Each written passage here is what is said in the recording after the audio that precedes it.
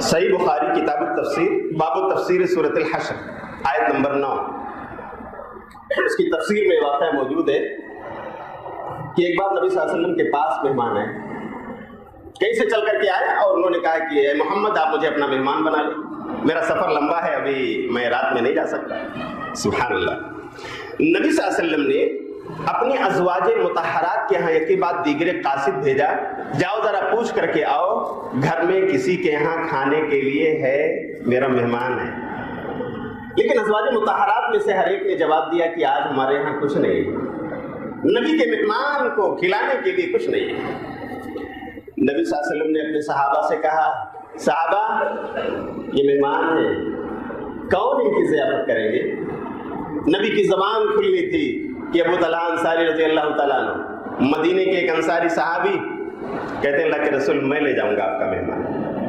میں ضیافت کروں گا۔ اخلاق دیکھیے، ابھی انہیں پتہ نہیں ہے میرے گھر میں کھانا ہے بھی کہ نہیں، لیکن نبی کے مہمان کی ضیافت کے لیے تیار ہو گئے، تیار ہو کر گھر آئے، لے کر کے مہمان کو آئے اور اپنی بیوی کے پاس گئے، کہا بیگم صاحبہ میں ایک مہمان لے کر آیا، گھر میں کچھ کھانے کو ہے؟ جا کر گھر میں ٹٹولتی ہیں، دیکھتی ہیں تو کہتی ہیں ہاں اتنا کھانا ہے کہ ہمارے بچے کھا سکتے ہیں، ہمارا بھی پیٹ نہیں بھرے گا، اتنا ہے، صرف بچوں کو ہم کھلا سکتے ہیں۔ کیا ہوا؟ وفادار بیوی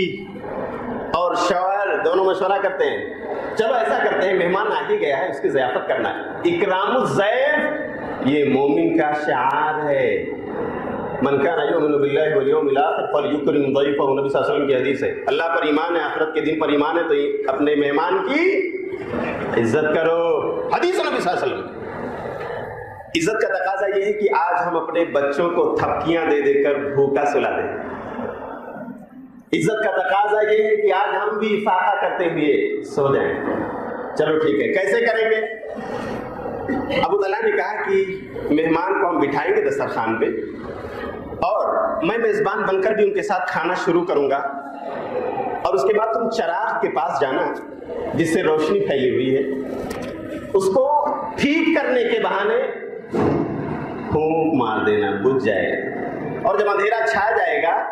تو مہمان ہمارا کھاتا رہے گا، کیونکہ ایک ہی آدمی بھر کا کھانا ہے، بچوں کا کھانا، ہم دونوں تو نہیں آسودہ ہو سکتے۔ میں بھی اپنا اندھیرے میں ہاتھ چلاتا رہوں گا، میرا مہمان کھاتا رہے گا، اور وہ یہ سمجھے گا کہ میرا میزبان بھی کھا رہا ہے، اس طرح سے وہ سیراب ہو جائے گا اور ہم اللہ سے اجر مانگیں گے۔ اللہ اکبر، صحابہ کا سبحان اللہ، کیا خاتون تھی وہ، بچوں کو تھپکیاں دے کر بھوکا سلا دیا، کیا خاتون تھی وہ، اپنا پیٹ کاٹا، اپنے شوہر کو فاقے کرائے، لیکن نبی کے مہمان کو سیراب کر دیا۔ مہمان کھاتا رہا، میزبان ہاتھ چلاتا رہا، اور ان کے اخلاق کی بلندی دیکھیے، صبح جب فجر کی نماز میں پہنچتے ہیں،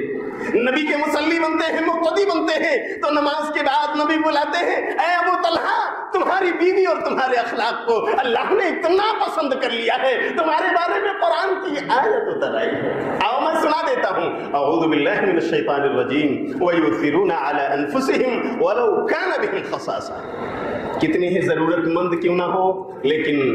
تقاضا ہے تو دوسروں کو اپنے اوپر ترجیح دیتے ہیں، اپنا بھوکے رہ کر دوسروں کو کھلا دیتے ہیں، فاقے کر کے دوسروں کا پیٹ بھر دیتے ہیں، پیاسے رہ کر دوسروں کو سیراب کر دیتے ہیں، یہ صحابہ ہیں۔ اے ابو طلحہ عرش والے نے تمہاری ادا پسند کر لی،